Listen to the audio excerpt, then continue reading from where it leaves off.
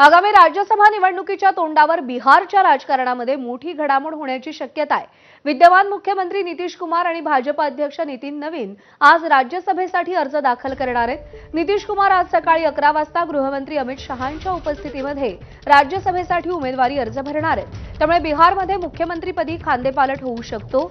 आता बिहारचा पुढचा मुख्यमंत्री कोण असेल याची उत्सुकता आहे। नितीश कुमार यांचे पुत्र निशांत कुमार यांना जेडीयू पक्षात मोठी जबाबदारी मिळण्याची शक्यता आहे आणि लवकरच बिहारच्या जनतेला मोठी बातमी मिळेल अशी माहिती बिहारचे मंत्री श्रवण कुमार यांनी दिली आहे।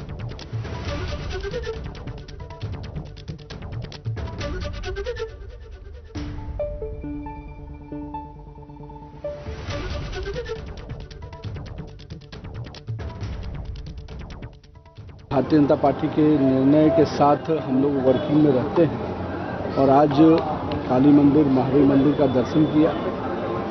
माता का, भोले बाबा का, हनुमान जी का आशीर्वाद ले रहे हैं। भगवान इतनी शक्ति दे कि जिस भाव से अब तक मेरा सफ़र रहा है उसी भाव से जीवन में आगे भी शक्ति मिले। इंतजार का फल बहुत मीठा होता है। राजनीति संभावना का खेल है और जो संभावना है उसकी चर्चा हो रही है, जिस पर उम्मीद और भरोसा है उसकी चर्चा आने की हो रही है। बहुत जल्द ही आपके बीच में निशांत कुमार जी होंगे और पार्टी के महत्वपूर्ण दायित्व को भी निर्वहन करेंगे।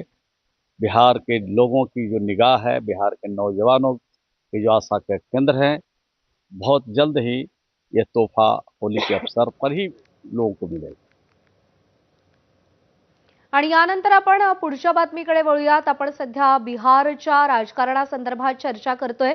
दरम्यान नितीश कुमारांनी बिहार सोडून दिल्लीत जाऊ नये यासाठी जेडीयू कार्यकर्त्यांनी आंदोलन सुरू केलंय। कालपासून नितीश कुमारांच्या घराबाहेर आमदार आणि कार्यकर्ते आंदोलन करतायत।